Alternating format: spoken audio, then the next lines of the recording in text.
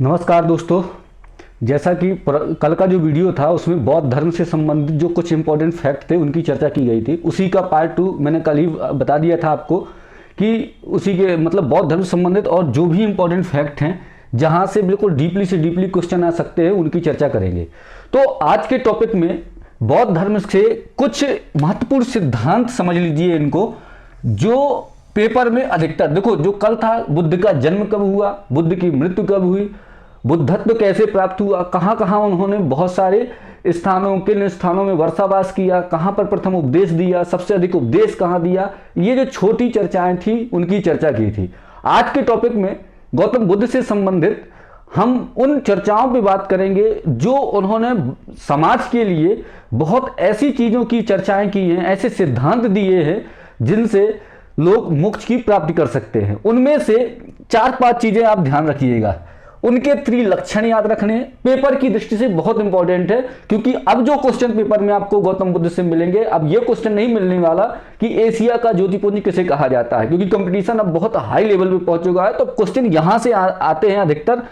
तो उनके 3 लक्षण कौन कौन बताए उन्होंने, पंच स्कंद क्या क्या है, त्रिरत्न कौन कौन से हैं, त्रिकाय कौन कौन से हैं, ठीक है, त्रिपिटक कौन कौन से हैं, और संरक्षक बौद्ध धर्म का कौन कौन से हैं, इनसे क्वेश्चन आते हैं। संगीतियों से भी क्वेश्चन पूछे जाते हैं। संगीतियां मैं ट्रिक के माध्यम से लास्ट में आपको बता दूंगा, ठीक है। तो सबसे पहले चैनल को सब्सक्राइब जरूर कर ले, क्योंकि अब ये सीरीज जो है इतिहास IMP सीरीज है, पूरे इंपॉर्टेंट फैक्ट जो है फैक्टों की सीरीज है, तो ये आपको हर दिन मिलेगी। तो चलिए शुरुआत करते हैं। देखिए, बौद्ध धर्म में सबसे पहले त्रिलक्षण की बात की गई है। त्रिलक्षण कौन से हैं? देखो, त्रिलक्षण उन्होंने बताए हैं। एक तो है त्रिलक्षण में आपका अनित्य। कौन सा है? अनित्य, दुख और अनात्म। आप जब इनको बहुत गहराई से समझोगे ना तो आपको समझ में आ जाएगा कि गौतम बुद्ध जी को भगवान का रूप क्यों दिया गया, भगवान क्यों कहते हैं, भगवान क्यों हैं वो गौतम बुद्ध। क्योंकि उनके जो सिद्धांत है ना, उन सिद्धांतों में उन्होंने अपनी बातें पूरी रखी हैं। पहला अनित्य, दूसरा दुख और तीसरा अनात्म। 3 शब्द ये याद रखने हैं, बहुत इंपॉर्टेंट है। कौन कौन से? अनित्य, दुख और अनात्म। अनित्य कुल मिलाकर के जब सब कुछ पढ़ोगे, पूरा गौतम बुद्ध के पूरे सिद्धांत पढ़ोगे, पूरी उनकी विचारधारा पढ़ोगे, पूरा दर्शन उनका पढ़ोगे, तो आपको एक ही चीज समझ में आएगी। उन्होंने पूरे उसमें ये कहा है कि किसी भी चीज से ज्यादा मोह नहीं करना चाहिए, क्योंकि मोह ही दुख का कारण है। जैसे उन्होंने कहा, पहला उनका जो त्रिलक्षण में पहला लक्षण उन्होंने बताया अनित्य। अनित्य मतलब कोई भी कुछ भी चीज स्थिर नहीं है, ठीक है। तो उन्होंने कहा अनित्य, ठीक है।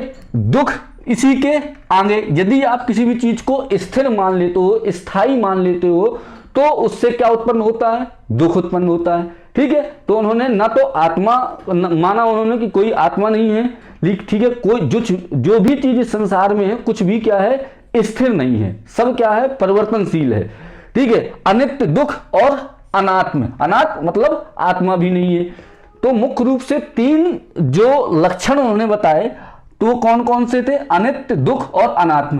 तो लक्षण ये ऐसे हैं कि जो संपूर्ण मानव जाति है वो इन तीनों के चक्रव्यूह में फंसी रहती है और परेशान रहती है। क्यों? कौन कौन से? अनित्य, दुख और अनात्म। ये 3 लक्षण दिए। अच्छा, अब दूसरा इनका फैक्ट है पंच स्कंद इन्होंने बताए। पंच स्कंद क्या है? देखिए, पंच स्कंद का सिद्धांत ये है इनका कि जो ये शरीर है पूरा, वो 5 स्कंदों से मिलकर के बना है। जैसे आपने भी 5 स्कंद पढ़े हैं, ठीक है। पृथ्वी, जल, वायु, आकाश, ये आपने सुना है। जो भागवत धर्म में ये आपको 5 स्कंद मिलते हैं। तो उसी तरीके से गौतम बुद्ध ने अपने 5 स्कंद भी बताए कि इन 5 स्कंदों से शरीर का निर्माण है। लेकिन इनमें से यदि मैं की अनुभूति हो गई तो वही सब चीजें क्या हो जाती हैं? गड़बड़ हो जाती हैं, लोग परेशान रहते हैं। कौन कौन से 5 स्कंद? सबसे पहले रूप शब्द याद रखिएगा। तो यहां रूप का अर्थ क्या है? शरीर। दूसरा है वेदना। देखो, रूप मतलब उन्होंने सीधा एक शब्द पिक किया, रूप। रूप मतलब शरीर बोला। वेदना, वेदना मतलब अनुभूति। अनुभूति मतलब जैसे किसी भी चीज को देख करके आप पहचान जाते हो कि ये इस वस्तु, ये ऐसी वस्तु है, ठीक है। जैसे इसको आप इसको पकड़ोगे तो आप ये कहोगे ये क्या है? ब्लैक बोर्ड है। या जिसको देख रहे हो तो ये व्हाइट बोर्ड है और ये क्या है? मार्कर है। तो ये वेदना मतलब अनुभूति। इसी वेदना का अर्थ ही क्या होता है? अनुभूति होती है, ठीक है। संज्ञा, संज्ञा मतलब धारणाएं। धारणाएं मतलब किसी भी चीज को लेकर के, किसी भी वस्तु को लेकर के आप कोई ना कोई धारणा बना लेते हैं, ठीक है, या उसकी समझ डेवलप कर लेते हैं, तो उनको उन्होंने बताया धारणा। तो देखिए बात समझ में आ रही है। रूप, वेदना, संज्ञा, संस्कार और विज्ञान, इन 5 चीजों से, इन पांचों को उन्होंने क्या कहा, पंच स्कंद की संज्ञा दी। कौन कौन से? रूप, वेदना, संज्ञा, संस्कार और विज्ञान। विज्ञान का यहां अर्थ इन्होंने चेतना से दिया। चेतना मतलब जो आपको किसी चीज को महसूस करना, वही चेतना कहलाती है, ठीक है। तो चेतना जो है, चेतना का अर्थ यहां विज्ञान का अर्थ क्या रखा? चेतना। संस्कार का अर्थ मानसिक प्रवृत्तियां, आपकी मानसिक प्रवृत्ति क्या है, उसको उन्होंने संस्कार के क्षेत्र पे रखा। तो देखो अब अच्छे से समझ लेते हैं पंचस्कंद कौन कौन से हैं। तो रूप, वेदना, संज्ञा, संस्कार और विज्ञान। रूप मतलब शरीर, वेदना अनुभूति, संज्ञा धारणाएं, संस्कार मानसिक प्रवृत्तियां, विज्ञान चेतना। बात समझ में आ गई। त्रिलक्षण कौन से हैं? अनित्य, दुख और अनात्म। बिल्कुल अच्छे से समझिए, यही से क्वेश्चन आएंगे। त्रिलक्षण कौन से होते हैं? अनित्य होता है, दुख होता है, अनात्म होता है। पंचस्कंद कौन से हैं? रूप, वेदना, संज्ञा, संस्कार, विज्ञान। कौन कौन से? रूप, वेदना, संज्ञा, संस्कार और विज्ञान। ये गौतम बुद्ध के पंच स्कंद हैं जो उन्होंने धारणाएं दी हैं। इसके बाद त्रिरत्न की बात की है। त्रिरत्न कौन से हैं? बुद्ध, संघ, धम्म, ठीक है। कौन से? बुद्ध, संघ, धम्म। एक लाइन से याद रखिएगा, ठीक है। तो बुद्ध तो आप गौतम बुद्ध की ही बात है। धम्म मतलब धम्म का यहां अर्थ किससे है? धर्म से है। और संघ, संघ मतलब कि किनकी संघ करना चाहिए, किनके कैसे लोगों के साथ मिलना चाहिए। तो साधु संगति, संघ का यहां अर्थ होता है साधुओं की संगति। तो बुद्ध, धम्म, संघ, ये जो सब सिद्धांत हैं, ये सिद्धांत जैसे आपने शंकराचार्य जी के सिद्धांत सुने होंगे, पढ़े होंगे, गौतम बुद्ध के सिद्धांत, श्री कृष्ण के सिद्धांत, श्री कृष्ण के सिद्धांत आपने गीता सार में सुने, वो श्री कृष्ण के सिद्धांत थे। इंसान को जीवन जीने के लिए ये सिद्धांत बहुत आवश्यक है। उसी तरीके से गौतम बुद्ध जी ने सिद्धांत दिए। तो उन सिद्धांतों में ये आपके त्रिलक्षण थे, पंचस्कंद बताए, त्रिरत्न बताए, बुद्ध, धम्म और संघ। अच्छा, त्रिकाय, त्रिकाय मतलब कि गौतम बुद्ध की एक परिभाषा दी गई महायान बौद्ध धर्म में, त्रिकाय रूप में उनको माना गया, ठीक है। कौन कौन से थे? एक तो धर्म काय, संभोग काय और निर्माण काय। निर्माण काय बहुत इंपॉर्टेंट है, क्योंकि निर्माण काय जो था वो महायान संप्रदाय ने माना था कि गौतम बुद्ध को मानव रूप में अवतरण माना गया, कि उन्होंने भी अवतार लिया। जैसे राम भगवान का अवतार, विष्णु भगवान का अवतारित हुए। तो यहां पर महायान संप्रदाय ने निर्माण काय में मानव रूप में अवतरण बताया, ठीक है। अब इसके बाद त्रिपिटक। देखो त्रिपिटक की यदि बात करें, कुल मिलाकर के बौद्ध धर्म में त्रिपिटक क्या होते हैं, तो जो त्रिपिटक मतलब एक हिसाब से आप समझ लीजिए कि संगीतियां जैसी हैं। जैसे ये 3 थे, सुत्त पिटक, विनय पिटक और अभिधम्म पिटक। इसमें साहित्यों का संग्रह किया गया और ये साहित्य लिखे। अब इनको याद करने में आपको बिल्कुल परेशानी नहीं होगी यदि पुराना वीडियो आप लोगों ने देखा है। क्यों? देखिए, मैंने कल के वीडियो में ये इस बात की चर्चा की थी कि 3 उनके मुख्य शिष्य थे। कौन कौन थे 3 मुख्य शिष्य थे? आनंद, उपाली, मोगली पुत्र तिस। 3 शिष्यों के नाम कल के वीडियो में मैंने आपको बताए थे। आनंद, उपाली और मोगली पुत्र तिस ने ही ये त्रिपिटक में अलग अलग साहित्यों की रचना की। उन्हीं को अपन यहां देखने वाले हैं। तो सबसे पहले पिटक में है सुत्त पिटक, दूसरा है विनय पिटक और तीसरा है अभिधम्म पिटक। तो ये तो सबको पता होगा, सुत्त पिटक, अभिधम्म पिटक और विनय पिटक। अब सुत्त पिटक क्या है? सुत्त पिटक में जो है उसमें उपदेशों का संग्रह किया गया है। क्या किया गया है सुत्त पिटक में? उपदेशों का संग्रह किसमें किया गया है? सुत्त पिटक। सुत्त पिटक जो बनाया गया तो उसमें क्या है, यदि आप सुत्त पिटक पढ़ेंगे तो उसमें उपदेशों का संग्रह किया गया है सुत्त पिटक में, ठीक है। इसके रचनाकार कौन है सुत्त पिटक के? आनंद जो हैं इनके रचनाकार हैं। किसके? सुत्त पिटक के रचनाकार आनंद है। और आनंद जो शिष्य थे उन्होंने उपदेशों का संग्रह किया है किसमें? सुत्त पिटक में। उसके बाद दूसरा है विनय पिटक। विनय पिटक में क्या लिखा हुआ है? इसमें जो बौद्ध धर्म है उसके आचार और नियमों की चर्चा की गई है। किसमें? विनय पिटक में बौद्ध धर्म के आचार और नियमों, जो नियम है बौद्ध धर्म के, उनकी चर्चा किसमें की गई है? विनय पिटक में। अच्छा, सुत्त पिटक के रचनाकार अभी कौन थे? आनंद। और विनय पिटक के रचनाकार उपाली। विनय पिटक के रचनाकार कौन है? उपाली। मतलब जो बौद्ध धर्म के नियम, आचार विचार, नियम जो लिखे हुए हैं वो किन्होंने उनका संग्रह किया, किन्होंने लिखा है, वो उपाली नामक जो गौतम बुद्ध के शिष्य थे उनके द्वारा रचना की गई है, और उसका नाम क्या रखा गया? विनय पिटक रखा गया। इसके बाद आता है अभिधम्म पिटक। कौन सा? अभिधम्म पिटक। ठीक है, अभिधम्म पिटक में सबसे इंपॉर्टेंट अभिधम्म पिटक है। अभिधम्म पिटक में क्या है कि इसमें दार्शनिक विचार लिखे गए हैं। अच्छा, एक चीज आप समझिए यहां कि दार्शनिक विचार जितने भी आप महापुरुषों को पढ़ेंगे, सबके अलग अलग दार्शनिक विचार आप लोगों ने कहीं ना कहीं पढ़े होंगे। दार्शनिक विचार मतलब ऐसा है कि किसी भी चीज के बारे में बहुत गहराई से और भविष्य के हित के लिए सोचना, मतलब उनकी कुछ ऐसी सोच कि जैसे मैं बता रहा हूं यहां पर अभिधम्म पिटक में कि जैसे जो गौतम बुद्ध ने अपने दार्शनिक विचार दिए कि लोगों की परेशानी मुख्य रूप से है क्या, तो उन्होंने केवल यही बताया कि मोह मुख्य परेशानी यही है। ठीक है, तो दार्शनिक विचार में अभिधम्म पिटक में जो है, ये सबसे पहले इसको लिखने का श्रेय जिन्होंने इनकी रचना की उनका नाम है मोगलीपुत्र तिस्स। तो अब यहां पर आप देख लीजिए, कल के जो मैंने 3 नाम बताए थे, आनंद, दूसरा ओपाली और तीसरा मोगलीपुत्र तिस्स, तो इन तीनों ने अलग अलग जो है तो रचनाएं की। आनंद किनकी रचना करने वाले हैं? सुत पिटक की। उपाली किनकी रचना करने वाले हैं? विनय पिटक की। और मोगलीपुत्र किसकी रचना करने वाले हैं? अभिधम्म पिटक की। बात समझ में आ गई? आगे बढ़े तो देखिए कौन कौन सी चीजें बहुत अच्छे से एक बार और रिवाइज कर लेते हैं। त्रिलक्षण कौन कौन से हैं? अनित्य, दुख और अनात्म। सीधे सीधे क्वेश्चन पूछेगा, इनमें से बौद्ध धर्म के त्रिलक्षण कौन से हैं? ठीक है, एक ये कोई नाम रहेगा, उसके अलावा और बहुत सारे नाम रहेंगे, इनमें से कोई से भी ऑप्शन हो सकते हैं। तो 3 लक्षण बिल्कुल रट लीजिए, अनित्य, दुख और अनात्म। पंच स्कंध कौन कौन से हैं? रूप, वेदना, संज्ञा, संस्कार और विज्ञान, ये गौतम बुद्ध के पंच स्कंध हैं। त्रिरत्न बुद्ध धम्म संघ, सिंपल सा है, सब लोग जानते हो। त्रि का है, थोड़ा सा याद रखिएगा, धर्म का है, संभोग का है, निर्माण का है।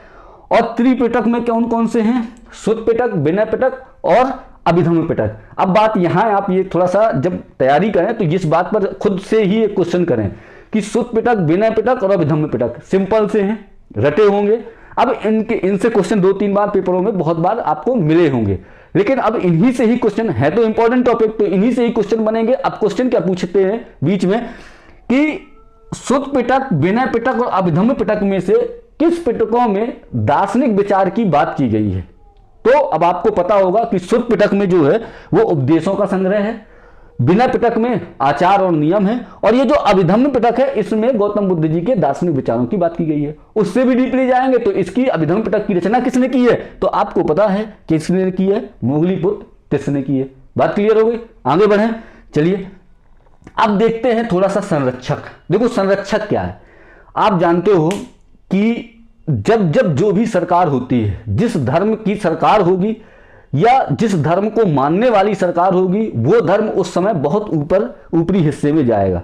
ठीक है, जैसे एक आपने कहावत सुनी होगी कि जब सरकार पूर्ण बहुमत से होती है तो न्यायालय क्या हो जाता है? कोर्ट थोड़ा सा लचीला हो जाता है। और जब सरकार क्या होती है? मिक्स सरकार होती है या कम बहुमत की सरकार होती है, तो न्यायालय जो है तो न्यायालय के निर्णय हमेशा कठोर हो जाते हैं। ठीक है, तो उसी तरीके से इतिहास गवाह है इस चीज का। ये छठवीं गौतम, चाहे बौद्ध धर्म देख लीजिए, जैन धर्म देख लीजिए, वैष्णव धर्म, शाक्त धर्म, जितने भी धर्म है, यदि उन्हीं के जिस क्षेत्र पर पनपे वहां के राजा अधिकतर उस धर्म का संरक्षक थे, तो वो धर्म जो है तो बहुत ऊपरी हिस्से में गया। और जैसे ही राजा के परिवर्तित हुआ और दूसरे धर्म को मानने वाला राजा आया, वो धर्म अपने आप से क्या हो गया? डाउन हो गया। तो संरक्षक में यदि बात करें तो ये नाम कुछ पेपरों में अधिकतर पूछे जाते हैं, तो इनके नाम याद रख लीजिएगा। सबसे पहले बिंबिसार, ठीक है, अजातशत्रु, बहुत इंपॉर्टेंट नाम है। बिंबिसार, अजातशत्रु, उदयन, ये भी बौद्ध धर्म के संरक्षक थे। प्रसेनजित, ये भी बौद्ध धर्म के संरक्षक थे। चंद्रप्रघोत, बौद्ध धर्म के संरक्षक। अशोक के समय और दशरथ, ये सब बौद्ध धर्म के संरक्षक थे। अशोक का तो इतना बदलाव हो गया कि जिसने पूरे नरसंहार कलिंग युद्ध में कर दिया था। कलिंग युद्ध में अशोक ने 261 लगभग ईसा पूर्व पूरा नरसंहार कर दिया था। लेकिन उसके बाद जब वो बौद्ध धर्म को अपनाया उन्होंने, तो इतना इस तरीके से पूरा बदलाव हो गया कि उन्होंने पहला शिलालेख अशोक का यदि आप पढ़ेंगे तो उसमें ही मिल जाएगा पशुबल की निंदा। अशोक ने पशु बलि की निंदा कर दी, धम्म की प्रचार करने लगा। तो इतना तक बौद्ध धर्म को अपनाने के बाद अशोक में परिवर्तन आ गए थे। ठीक है, तो ये अशोक भी संरक्षक थे, दशरथ संरक्षक थे, कनिष्क संरक्षक थे किसके, बौद्ध धर्म के, और हर्षवर्धन ये बड़े राजा थे जो क्या थे, बौद्ध धर्म को मानने वाले राजा थे। तो इनके नाम बिल्कुल सीक्वेंस से आप याद रखिएगा, बिंबिसार, अजातशत्रु, उदयन, प्रसेनजित, चंद्रप्रबोध, अशोक, दशरथ, कनिष्क और हर्षवर्धन, ये सब राजा क्या थे, जो है तो बौद्ध धर्म को मानते थे। ठीक है, यहां तक बात समझ में आई। अब इसके बाद एक बहुत इंपॉर्टेंट बात है जो आप एमपीपीएससी प्री में सिलेबस में जुड़ चुकी है, 3 क्वेश्चन याद रखिएगा। यही से क्वेश्चन जो है तो यदि इस टॉपिक को टच किया, जैसे बोधिसत्व एक टॉपिक है, उसमें बोधिसत्व या बौद्ध धर्म, और यदि इस टॉपिक को टच किया तो इससे केवल 3 नाम याद रखने हैं। मैं यहां पर लिख रहा हूं टॉपिक बोधिसत्व। बोधिसत्व, देखो तीर्थंकर आपने नाम सुना होगा जैन धर्म में, तीर्थंकर कोई उपाधि नहीं है, बोधिसत्व भी मतलब तीर्थंकर उपाधि है, मैं कह रहा हूं उपाधि नहीं, मतलब तीर्थंकर ऐसे नहीं कोई बन सकता, वंशानुगत नहीं है कि तीर्थंकर आप इनके बाद इनके बाद इनके बाद बन सकते हैं। तीर्थंकर बनने के लिए जितनी तपस्याएं हैं, जितने ये नियम हैं, जितने सिद्धांत हैं जैन धर्म के, जब उन सिद्धांतों को सब कोई पूर्ण रूप से पालन करने के बाद ही तीर्थंकर की श्रेणी में पहुंच सकते हैं। उसी तरीके से बोधिसत्व बनने के लिए मुख्य रूप से जो बौद्ध धर्म के पूर्णता सिद्धांत है, उन सिद्धांतों को जो कोई पालन करता है उन्हीं को बोधिसत्व की संज्ञा दी जाती है। तो मुख्य रूप से 3 बोधिसत्वों के नाम याद रखने हैं। एक का नाम है वज्रपाणि, बहुत इंपॉर्टेंट है भाई इस समय, ये 3 नाम बिल्कुल रट लीजिएगा। एक का नाम आप याद रखना है बोधिसत्व वज्रपाणि, ठीक है। दूसरा है पद्मपाणि, ठीक है, और तीसरा जो है उनका नाम है मंजूश्री। ये 3 बोधिसत्व हैं। बोधिसत्व का सीधा मतलब मैंने आपको बता दिया कि जो अपने लिए ना जिए दूसरों के लिए जिए वही बोधिसत्व है, और जो मुख्य रूप से बौद्ध धर्म के पूरे सिद्धांतों का बहुत कड़ाई से पालन करे और बौद्ध धर्म को आगे बढ़ाए, बोधिसत्व की श्रेणी में जा सकते हैं। लेकिन वो मुख्य रूप से 3 अभी वज्रपाणि, पद्मपाणि और मंजूश्री 3 नाम बोधिसत्व के आए हैं। ठीक है, ठीक है। तो ये वज्रपाणि को रक्षक और मार्गदर्शक बोधिसत्व के नाम से जाना जाता है। इनका जो पद्मपाणि बोधिसत्व बने थे, इनका सबसे इंपॉर्टेंट यदि कोई क्वेश्चन आता है तो वह आता है अवलोकितेश्वर। अवलोकितेश्वर, ये शब्द याद रखिएगा, यही क्वेश्चन है और यही इंपॉर्टेंट है। क्या अवलोकितेश्वर, किस बोधिसत्व को अवलोकितेश्वर के नाम से जाना जाता था? किस नाम से? अवलोकितेश्वर के नाम से किन्हें जाना जाता था? केवल एक ही याद रखिएगा, पद्मपाणि जो बोधिसत्व थे उनको अवलोकितेश्वर के नाम से जाना जाता था। ठीक है, ये यहां तक हो गया। इसके बाद मंजूश्री, ये ज्ञान के बोधिसत्व कहलाते हैं, तो इनको क्या बोलते हैं? मंजूश्री। तो ये हो गए। अब इसके बाद यदि थोड़ी बहुत चर्चा करना चाहें और थोड़ा सा इंपॉर्टेंट आप बात समझें, जो इंपॉर्टेंट है और था और रहेगा भी, इस तरीके के कुछ हैं, संगीतियां हैं। ठीक है, बौद्ध धर्म की 4 संगीतियां हुई थी। ठीक है, सिंपल सी हैं। इनकी जो डेट याद करने का यदि आप देखें तो प्रथम, द्वितीय, तृतीय और चतुर्थ। तो 383, 483, 263 समथिंग और पहली शताब्दी, प्रथम शताब्दी ईसा पूर्व। इसी तरीके से डेट है। ठीक है, कहीं कहीं 263 या 251 भी है, और प्रथम या 100 ईस्वी ऐसा है। ठीक है, तो 383 याद रखिएगा, मुख्य रूप से प्रथम बौद्ध संगीति हुई थी, दूसरी 483, तीसरी 251 और चौथी प्रथम शताब्दी ईसा पूर्व में। ठीक है, स्थान पूछते हैं कहां हुई थी, तो उसके लिए पहली हुई थी राजगृह। अब पुराने वीडियो देखे होंगे तो राजगृह आपको याद आ गया हो गया, मगध है ना, राजगृह, वैशाली, पाटलिपुत्र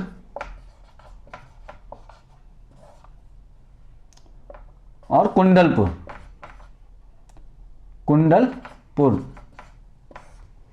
ठीक है, कुंडलपुर लिख रहा हूं, कुंडल वन। तो देखो इनको याद करने का सिंपल सा तरीका है यार, कुछ इसमें बड़ी चीज नहीं है। ये आगे आगे के शब्द ले लो, एक शब्द याद बना लो, राबे पाक। क्या बनाना है? राबे पाक। ये हो गए स्थान संगीतियों के। क्या याद रखना है? राबे पाक, तो पूरे संगीतियों के स्थान हो गए। राजगृह, वैशाली, पाटलिपुत्र और कुंडलवन। ठीक है, तो 383, 483, 251 और प्रथम। तो ये 3 जगह संगीतियां। संगीतियां समझते हो सब लोग, मतलब मीटिंग एक हिसाब से, जिसमें से ये सब हीनयान महायान में बौद्ध धर्म बटा, ये सब चीजें जो है तो संगीतियों में की गई थी। तो पहली कहाँ थी? राजगृह, दूसरी वैशाली, तीसरी पाटलिपुत्र, कुंडलवन और कौन सी है? इनकी ट्रिक क्या है? राबे पाक। क्लियर? अब स्थान के बाद आप और क्या है इन संगीतियों में और आपको देखना है तो कौन कौन से शासक थे, तो उसके लिए ट्रिक है आजा, काला, अशोक, कनिष्क। ये उसकी ट्रिक है, मतलब राजाओं की। तो पहली आजा से, आजा, काला, अशोक, कनिष्क। ठीक है, तो आजा से हो जाएगा। पहली संगीति में कौन सा राजा था? अजात शत्रु। अजात शत्रु पहली संगीति में। ठीक है, फिर कनिष्क, आजा, काला, अशोक, कनिष्क। अजात शत्रु, अजात शत्रु के बाद कौन सा था? काला से कालाशोक, फिर अशोक तीसरी में, और चौथी में कौन सी थे? कनिष्क। तो ये हो गए आपके राजा, आजा, काला, अशोक, कनिष्क। इस ट्रिक से आप याद कर सकते हो कौन कौन से शासक थे। ठीक है, तो ये जो है ना गौतम बुद्ध से संबंधित जो मुख्य रूप से कल का वीडियो और आज का सबसे ज्यादा इंपॉर्टेंट है। संगीतियां आप पढ़ सकते हो, याद कर सकते हो, यहां से भी क्वेश्चन आ जाते हैं कभी कभी सही जोड़ी मिलाने के लिए। सिंपल सी है, डेट है 383, 483, 251 और पहली शताब्दी। और इनके यदि आप उनको याद करने हैं कि कौन कौन से शासक थे, तो आजा, काला, अशोक, कनिष्क, उससे याद कर सकते हैं। और स्थान राबे पाक, उससे याद कर सकते हैं। ठीक है, तो ये बौद्ध जो धर्म था उससे संबंधित जो भी बहुत इंपॉर्टेंट चीजें थी वो आपके सामने रखी है। कल का जो आपके लिए टॉपिक है वो है जैन धर्म। जैन धर्म अच्छे तरीके से जो बुक में लिखा हुआ है, बहुत अच्छे से पढ़ के आइए। उसका पूरा जो सार है, निचोड़ है, वो आपको जो है तो कल के वीडियो में बता दिया जाएगा। 1 या 2 वीडियो में पूरी तरीके से कंप्लीट हो जाएगा। यदि वीडियो अच्छा लगे तो सब्सक्राइब जरूर कर ले, लाइक और शेयर करें। धन्यवाद, मिलते हैं अगले वीडियो में।